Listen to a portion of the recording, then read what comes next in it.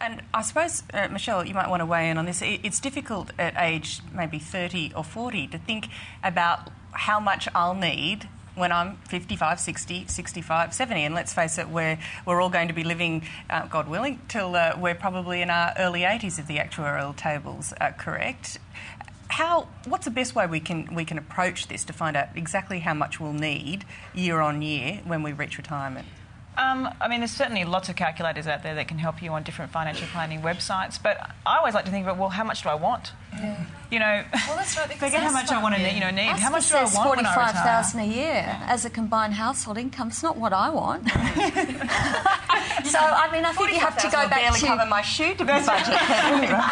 So you have to go back to your actual expenditure now, and then work out, where am I willing to make the cuts? And perhaps, too, with all that extra free time, you may want to spend a bit more on the holidays and a new car or become a grey nomad. I mean, who knows? So it's very much calculated off that projected lifestyle.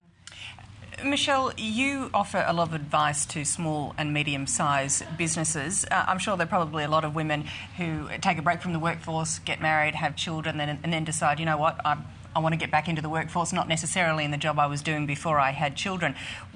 Let's talk about briefly, before we go to a break, about starting up your own business. First steps. Well, one of the first steps, I think, is to sort of scope it out. So, people talk about a business plan, and I probably wouldn't go as far as, typing up 15 pages worth of documentation, but you still need an idea of what you want to do. And there's probably about 4 things. Firstly is the legal aspect of it all. So a lot of these women run home businesses, so they need to check with their councils to make sure that they can actually operate a business in their premises. If it's just sort of like an internet-based business, it's probably okay. But if you actually, some people are, for example, doctors or people that work from home, they need to make sure they're actually allowed to bring people onto the premises. There's business structuring as well. Normally with people just starting out, they're generally just sole traders. Do you need to register a business name? There's all these sort of things that they need to think about as well. But I think the other important thing is about capital. How much money do they need to put in to get their idea going? Do they need to buy stock? How are they going to finance it in the first instance? An accountant is always handy in those situations. And for the legal stuff, obviously a lawyer to talk to initially as well.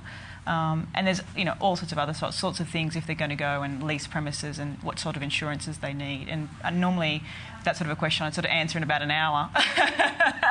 Hold that thought. We'll talk more about how to start your own business in just a moment. We're going to take a quick break.